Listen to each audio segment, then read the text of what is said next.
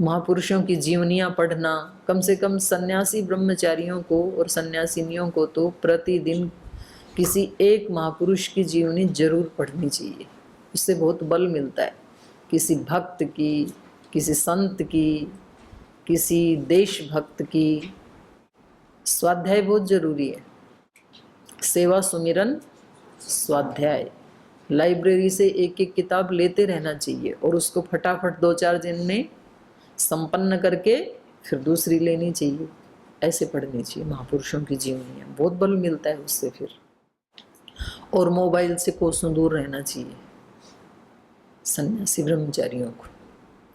भाई जो व्यवस्था आदि में है अत्यंत आवश्यक है तो वो अपवाद हो गया उनके लिए।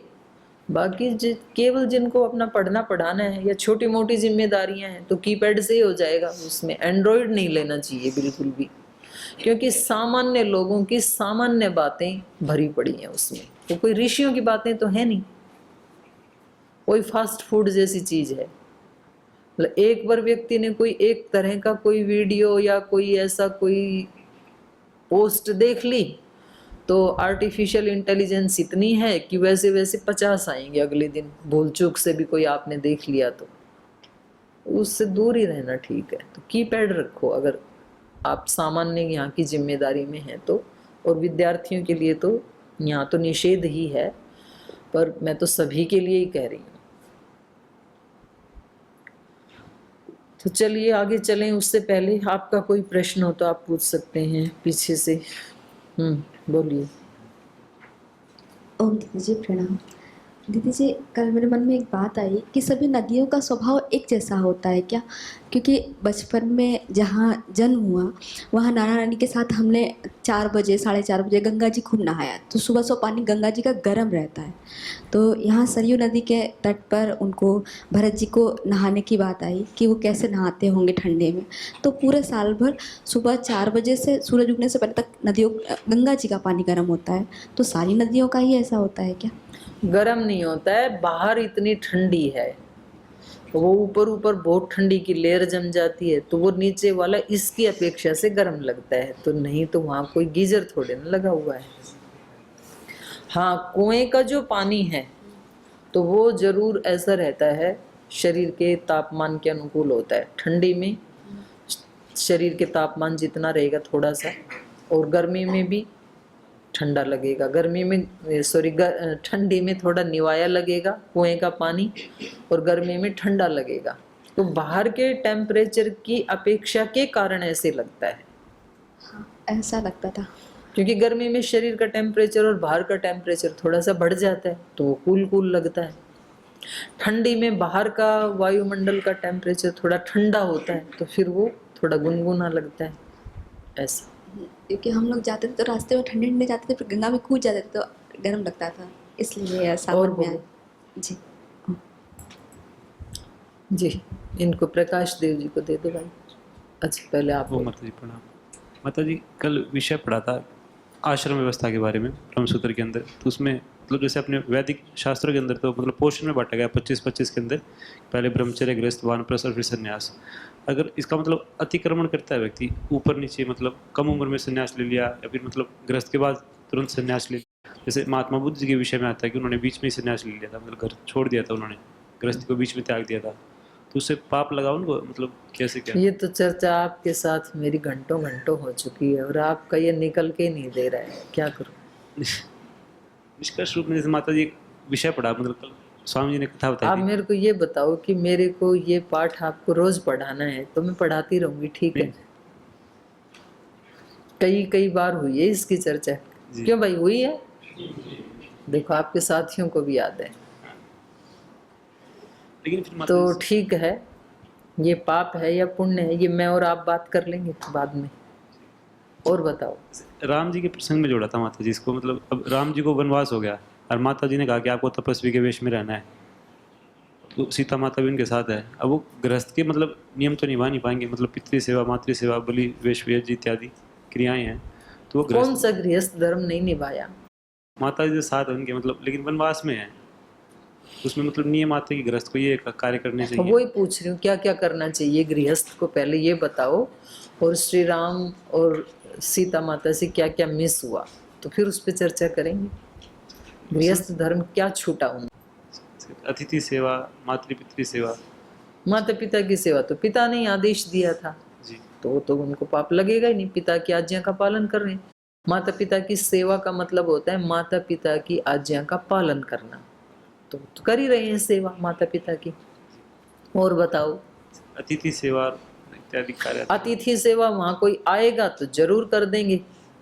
अतिथि सेवा के चक्कर में तो सीता का अपहरण हुआ, तो अतिथि सेवा आ ही नहीं रही है, कोई अतिथि आ ही नहीं रहा, तो उनको थोड़ी दोष लगेगा, ये तो अतिथि का दोष है, उनकी कुटिया में नहीं आ रहे हैं तो आना चाहिए पंचवटी में अतिथियों को। और बताओ, अब जैसे ये श्री राम जी वनवास में है तो वानप्रस्थ की कैटेगरी ना ना, में आएगा? पहले आप इसको बोला, आपने बोला ना कि संसाधन गृहस्थ नहीं है ना धर्म माता का जी। वो तो हाँ। पालन नहीं कर रहे हैं, तो उसकी पहले तो उसका फैसला हो जाए। भगवान श्री राम के साथ माता जी है, आप संसाधन ये नहीं है बताओ, माता आपको गृहस्थियों को क्या क्या करना चाहिए उसका पता भी है कि नहीं है? जी। नहीं पता होगा। साधु हो, आपको क्या पता गृहस्थ धर्म क्या होते हैं? पुस्तकों में पढ़ा है तो पूछ लो, चलो पुस्तक वाला पूछ लो। आपको ये लग रहा हो कि भाई ये धर्म तो गृहस्थ का है और ये तो पालन नहीं कर रहे हैं, ये तो वो बताओ, उस पर चर्चा करेंगे। राक्षस भी आक्षेप उठाता है कि आप तपस्वी हो या गृहस्थी हो, तब तभी तपस्वेश में हो आप, मतलब वनवास के अंदर। राक्षस वो तो माता पिता की आज्ञा का पालन कर रहे, माता पिता की सेवा है। जी। माता पिता ने कहा था वनवासियों के कपड़े पहन के जाओ, पहन रहे। कल एक उसमें ये था माता जी, अगर ब्रह्मचर्य के बाद अगर व्यक्ति गृहस्थ में नहीं जाता तो अनाश्रित आता बिना आश्रम का, और उस आश्रम के बिना उसको अरे किस पुस्तक को किस व्यक्ति ने लिखा, किस मेंटेलिटी से लिखा, किस प्रसंग में लिखा, तो वो सारी बातें सोच विचार करके फिर किसी पुस्तक का रेफरेंस देके उस पर चर्चा की जाती है भाई। वो पुस्तक लिखने वाला मान लो आप ही लिखोगे, तो आप अपने भावों को अभिव्यक्त कर रहे हो, जरूरी नहीं है कि वो सत्य हो। सत्य ग्रंथ वो होते हैं जो ऋषि लिखते हैं, जिनको आर्ष ग्रंथ कहते हैं। तो ऐसी किसी ग्रंथ में कोई चर्चा है तब तो उसकी हम चर्चा करें। और यदि किसी व्यक्ति ने लिखा है, और व्यक्ति भी ठीक लिख सकता है, तो उसमें ये देखना पड़ेगा कि वो किस प्रसंग में ये बात कह रहा है। भाई एक व्यक्ति किसी एक टॉपिक को लेकर के पुस्तक लिखता है, ठीक है, तो वो व्यक्ति उस टॉपिक को सेंटर में रख के बोलेगा, जो कुछ भी बोलेगा। अब एक किसान है, यदि वो खेती के बारे में कोई पुस्तक लिख रहा है तो वो सारी बात खेती की लिखेगा, और वो पुस्तक को ऐसा बनाएगा कि खेती के अलावा इस धरती पे शुभ कर्म और कोई भी नहीं है, ऐसे ही, क्योंकि उसका टॉपिक ही वही है, उसको तो लिखना ही चाहिए। कोई व्यक्ति यज्ञ के ऊपर पुस्तक लिख रहा है तो यही लिखेगा। तो प्रसंग हमें देखना पड़ेगा ना कि भाई ये व्यक्ति किस प्रसंग में क्या बात कह रहा है। तो बिना उसके मतलब सब चीजें जो है कहीं का भी उठा करके कहीं से कंपेयर करना, तो ये फिर हमारे पढ़ने वालों की त्रुटि मानी जाएगी।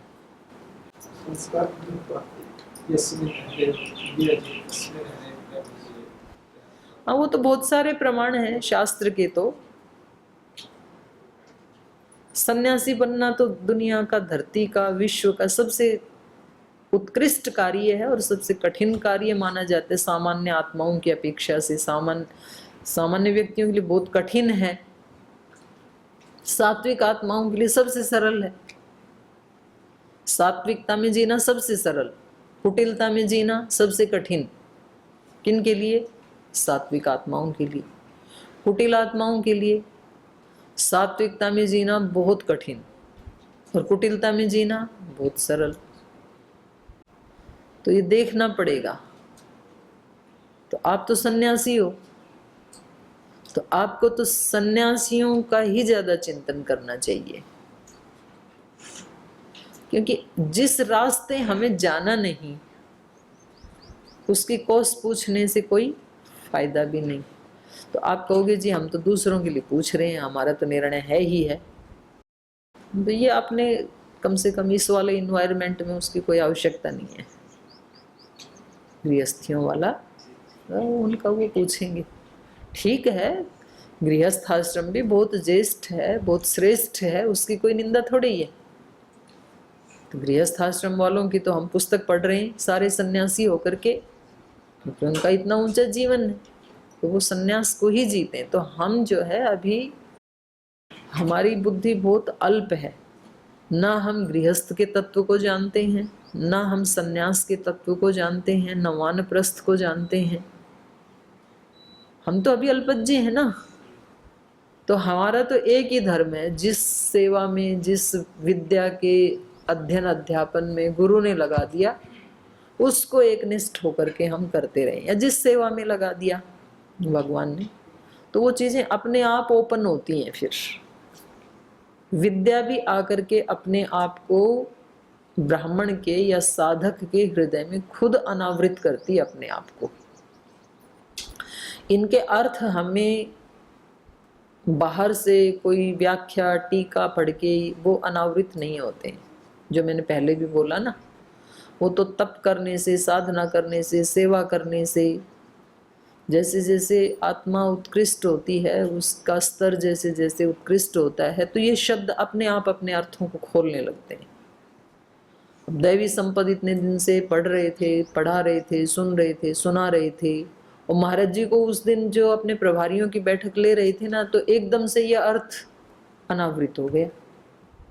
महाराज जी खुद आश्चर्य कर रहे थे, बोल मैं इतने दिन से देवी संपद के बारे में बता रहा हूँ, आज मेरे को एकदम यहाँ बैठे बैठे एकदम से ये स्पष्ट हुआ कि तीनों श्लोक भी तीन स्थिति के लिए हैं। एक का संबंध स्वयं से है, एक का संबंध समाज से है, एक का संबंध पूरे जगत से है। ऐसे अनावृत करती है विद्या अपने आप को। निघंटू में आया है ना कि विद्या ब्राह्मण के पास गई और उसने कहा कि मैं तेरे लिए फलदायिनी या अपने तनु को प्रकट करने वाली तब बनूंगी जब तेरे अंदर ये क्वालिटी होंगी। ठीक है। ओम दीदी जी प्रणाम जी। मेरा क्वेश्चन था, कल 9वें नंबर श्लोक में आया था कि आदर्श, तो आदर्श मतलब दर्पण, तो उस समय दर्पण था क्या? हाँ बिल्कुल, इसमें आ रहा है तो इसमें आ रहा है तो निश्चित रूप से ही होगा दर्पण। जैसे आजकल चलता है विशेष कांच का विषय या और कोई प्रकार ना ना, वो ही कांच वाला ही। ये तो चीजें तो शाश्वत हैं, प्रकृति शाश्वत है। आपको क्या लगता है कि लोहा अभी बना? लोहा तो अपने पास तो टेक्नोलॉजी कितनी उत्कृष्ट थी कि हजारों वर्ष तक जिस लोहे पे जंग नहीं लगता, ऐसी लाट है कि नहीं है? तो हम कहेंगे कि जी अभी टेक्नोलॉजी ने उन्नति की, ऐसा नहीं है। वो ऐसा है, सृष्टि के अनादि काल से ये प्रकृति का जो कालक्रम है ये ऐसे ही चल रहा है। तो कभी कोई चीज़ें लुप्त हो जाती हैं, तो कभी किसी युग में वो बहुत उत्कृष्ट हो जाती हैं।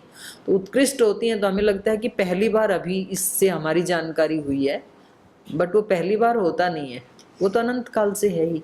अब योग विद्या कोई अभी कलयुग में अभिव्यक्त हुई, इसका मतलब ये थोड़ी है कि इससे पहले योग विद्या थी ही नहीं, इससे कहीं ज्यादा ऊंचे स्तर पे थी। भाई अभी तो योग विद्या कम से कम शरीर के रोगों को मिटाने के लिए लोगों ने अडॉप्ट किया, इतना ही विस्तार हुआ ना योग विद्या का। और वो भी 100% तो अभी भी नहीं हुआ। अभी भी आप जाके देखो हॉस्पिटलों में और कहाँ कहाँ लोग कितने कितने रोगों से कितने परेशान हैं। और कारण एक ही है, आहारचर्या ठीक नहीं है, दिनचर्या ठीक नहीं है, और योग से वो ठीक हो जाती है तो ठीक हो जाते हैं। लेकिन किसी समय में तो हमारे देश में योग विद्या इतने उत्कर्ष के ऊपर थी कि सामान्य व्यक्ति का जीवन भी आज के किसी बड़े साधु संत के बराबर होता था, और थोड़ी थोड़ी दूरी के ऊपर कोई आत्मवेता या ब्रह्मवेता मिल जाता था। योग विद्या तो थी उस समय भी, और कहीं और ज्यादा ऊंचे स्तर पे थी, जिसको रामराज्य हम कहते हैं, या उपनिषदों में जो कथाएं आती हैं कि कोई भी अविद्वान नहीं वहाँ पर, कोई चोरी करने वाला नहीं, कोई शराबी नहीं, कोई ऐसा नहीं है जो रोज यज्ञ नहीं करता हो। तो सोचो कि जन सामान्य का जीवन इतना ऊंचा है, तो योग का तो अभ्यास करेंगे तभी तो इतना ऊंचा होगा ना, योगाभ्यास से ही होगा। तो ऐसे ही ये सब धातुएं भी सब समय में थी प्रकृति में, और अभी भी हैं और सदा ही रहेंगी। तो कभी कभी बीच में जैसे भारत में भी कुछ विद्याओं का ह्रास हजारों साल तक इसलिए रहा कि हमलावर आ गए, इन्होंने ये अपने प्रमाद में रहे, इन्होंने कोई प्रतिकार किया नहीं, हजारों साल तक अपनी विद्याओं को भूल करके और दूसरों ने जैसे बताया वैसे करते रहे। तो ये ऐसे गैप आ जाता है, फिर उनको कोई बता दे तो फिर वो ऐसे करने लगते हैं। फिर हजारों साल के बाद एक माहौल बना देश में 1857 में, देश को गुलामी के उसमें नहीं रहना, हमें तो स्वतंत्र होना है। अब वो जिनके दिमाग में आया, अब वो संगठित नहीं हुए, उसका प्लान नहीं बनाया। भावना तो बहुत अच्छी थी, मंगल पांडे की जो भावना थी, सबसे पहला विरोध उन्होंने किया ना, लेकिन संगठित नहीं, योजना नहीं, तो इसलिए फिर असफल हो गए। तो फिर जाकर के कहीं 90 साल और लगे। 1857 वाली क्रांति यदि योजनाबद्ध होती तो 1947 तक आने की जरूरत क्या थी, उसी समय हो जाता देश आजाद। तो ये जो आप कह रहे हैं आदर्श का जो वर्णन रामायण में है, तो शीशा उस समय था कि नहीं था, तो बिल्कुल था। जैसे धरती में तो सब धातु हैं, लेकिन प्रयोग उस समय होता हाँ, प्रयोग रहा है, उस समय भी रहा है। एक था जैसे कल आया था कि भरत जी जैसे अच्छा ये बताओ, आप आदर्श को आदर्श क्यों कहते हैं? जैसे आजकल तो लोक में हम आदर्श किसको कहते हैं भैया, आदर्श पुरुष ऐसे बोलते हैं ना, तो आदर्श को शीशे को भी आदर्श कहते हैं, और आजकल जिसको आदर्श कहते हैं, आइकॉन जिसको कहते हैं, तो इन दोनों में क्या समानता है? शीशे को आदर्श क्यों कहते हैं? वो जो जैसा होता है वो उस वैसा ही दिखाता है हमको। जो और आदर्श पुरुष कैसा होता है? जिसको जितना जैसा ज्ञान होता है वैसे वो जीता है या आचरण में। हाँ, आदर्श पुरुष भी वही होता है जो मन से, वचन से, कर्म से एक ही जैसा होता है, तो इसलिए उसको आदर्श कहते हैं। और शीशे को भी इसीलिए आदर्श कहते हैं कि जैसा उसके सामने वैसा ही वो रिफ्लेक्ट करता है।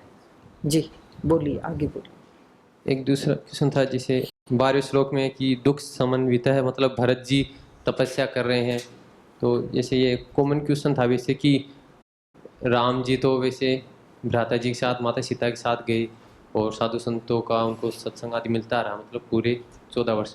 भरत जी तो एक तरह से दुख समन्वित हो के तपस्या। ना ना, उस दुख की बात नहीं कह रहे हैं यहाँ पर। भरत जी को तो एक ही दुख है कि वो श्री राम से दूर हैं, अन्य कोई दुख को वो दुख मानते ही नहीं है। तो उस दृष्टि से यहाँ पर कहा है दुख समन्वित है। लक्ष्मण को भी पता है कि भरत जी को एक ही दुख है, और भरत जी ने खुद भी ये स्पष्ट किया। जब चित्रकूट आए थे तो उन्होंने कहा ना कि एक पल भी देरी मत करना आने में, 14 साल के बाद एक दिन भी यदि नहीं आओगे तो मैं फिर आपको मिलूंगा नहीं।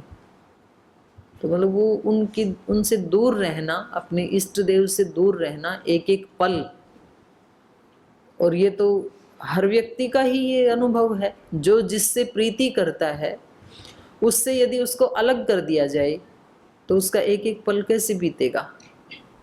दुख में ही बीतेगा ना। आप अपने गुरु से प्रीति करते हैं और कोई आपको रात को उठा ले जाए, किसी जंगल में जाके छोड़ आए, आपका एक एक पल कैसे बीतेगा? स्मृति आएगी ना अपने गुरु की, तो वही दुख होगा आपको। जी इसमें ये था कि फिर भरत जी ने मतलब ज़्यादा तपस्या की उद्देश्य से, मतलब कि जैसे सैया पे भूमि पे सोना, भूमि में भी कुछ अंश में गड्ढा खोद के सोना, मतलब एक अकेले उद्देश्य। छोटों का तो यही कर्तव्य होता है कि हम अपने बड़ों से भी ज्यादा तप करें। यही सनातन धर्म, वैदिक धर्म तो यही कहता है। पर एक क्वेश्चन था जिसे इन्होंने टिप्पणी दी थी दिवाली के विषय में, राम जी से संबंधित, राजगद्दी से संबंधित दिवाली का कोई संबंध नहीं है। हाँ, तो यहाँ पे तो वर्णन हेमंत ऋतु के समय का है, जैसे शरद ऋतु के समय चल रहा है, दिवाली आती नहीं, जब भी फसलें पक के तैयार हो जाती है ना, उस समय उसको अग्नि के माध्यम से देव पितरों को पहले समर्पित करके फिर खुद खाते हैं, उसको आग्रायण कहते हैं। नवसस्येष्टि उसी को कहते हैं। जैसे हम भी करते हैं अपना यहाँ आयोजित, लेकिन तो कोई ना कोई तो देखो दिन तय करना ही पड़ेगा। अभी भी हर साल तो चेंज तो हो ही जाता है ना उससे। तो उन्होंने एक दिन निश्चित कर लिया कि भाई फाल्गुन मास की जो पूर्णिमा आएगी तो लगभग अब किसी की फसल तब तक निकल जाती है, कुछ बच भी जाते हैं, बाद में भी निकलते हैं, तो अब सबका तो मैच कर ही नहीं सकता है, क्योंकि जिनका जल्दी निकल गया उनको खाना भी है, तो एक निश्चित कर लिया। तो यहाँ बिल्कुल एक्यूरेट सारा बताएंगे इसकी आवश्यकता भी नहीं है, इतना बता दिया ना कि भाई नवान्न आने पर नवसस्येष्टि यज्ञ करके देव पितरों को दे करके फिर खाते थे, तो पर्याप्त है इतना प्रमाण। तो नहीं, इसमें ये क्वेश्चन था कि एक तो शारदीय नवसस्येष्टि होती है जो सर्दी के प्रारंभ में होती है, उस समय हम दिवाली मनाते हैं। एक ये इस समय है तो ये शायद बसंतीय नवसस्येष्टि का समय है, फाल्गुनी उत्तरकाल में, नवसस्येष्टि, सर्दी के उत्तरकाल में। हाँ। तो एक तो इन्होंने बताया कि ये तो वैदिक काल से चला ही आ रहा है, हम यज्ञ याग करते थे नवसस्येष्टि, लेकिन जैसे इन्होंने बोला कि दिवाली का संबंध नहीं है रामायण काल से या राम जी से, तो जैसे आपने बताया था कि पर्व जुड़ता चला जाता है, जैसे वो जुड़ते चले गए ना। जैसे दिवाली पे हम अपनी खुशी अभिव्यक्त करने के लिए दीप जलाते हैं, अब श्री राम आए तब भी उन्होंने दीप जलाई कि भाई आज हम नई दिवाली मनाएंगे, तो वो प्रसंग जुड़ गया। फिर उसके आगे लोग उस पीछे वाले को भूल के इसी को याद करके, अभी जैसे राम मंदिर का उद्घाटन हुआ तो सब लोगों ने दीप जलाए कि नहीं पूरे देश में, जैसे दिवाली में जलाते हैं ऐसे ही पूरे देश में सबने दिए जलाए, तो ये एक दिवाली हो गई ना।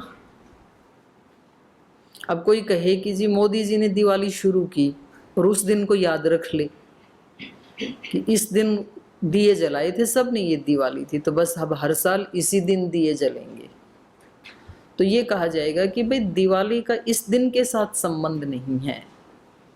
दिवाली तो हमारा बहुत पुराना पर्व है। हाँ, इस दिन भी वैसी ही खुशी अभिव्यक्त की थी देश के लोगों ने जैसी कि दिवाली पे करते हैं। तो ऐसा ही श्री राम के आगमन का भी है, क्योंकि श्री राम तो चैत्र मास में आए हैं, सीधी बात है ना।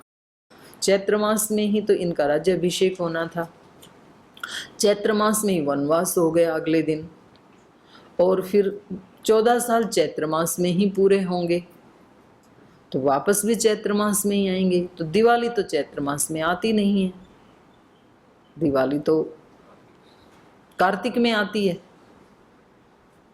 तो इससे पता लगता है कि जो दिवाली, जो नवसस्येष्टि का संबंध जिससे है, तो वो चैत्र मास में नहीं आती है।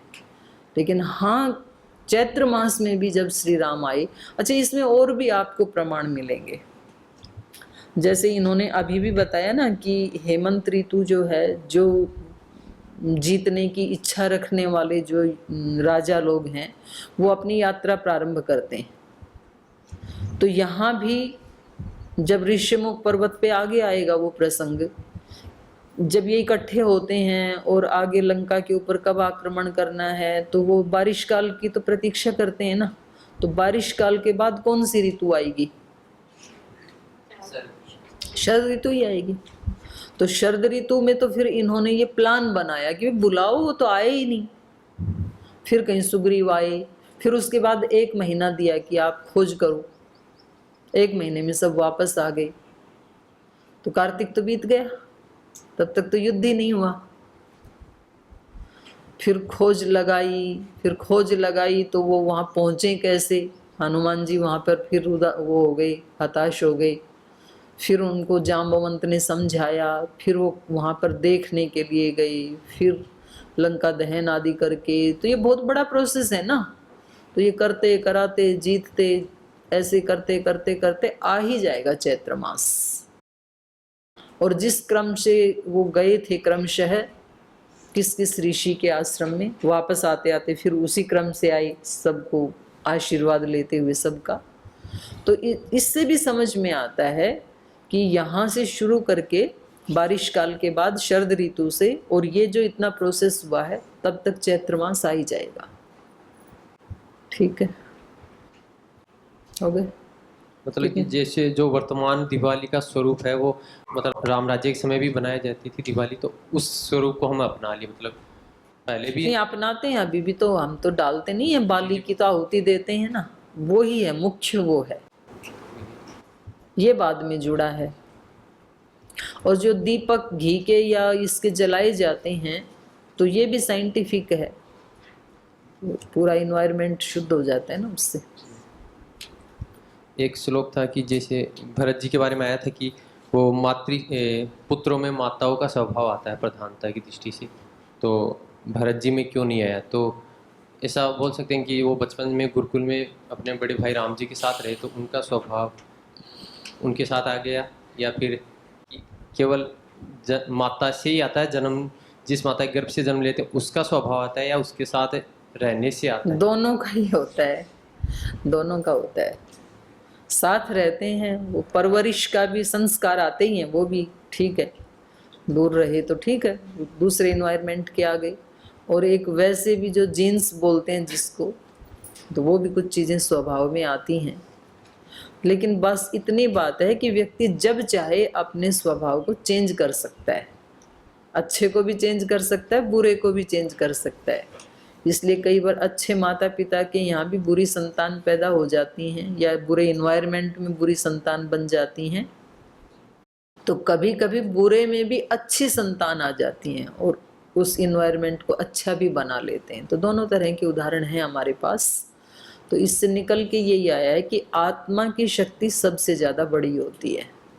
आत्मा जब चाहे अपने जैसे भी संस्कारों को अपने प्रबल पुरुषार्थ और संकल्प से परिवर्तित कर सकती है। तो ठीक है, आज यहीं विराम लेते हैं।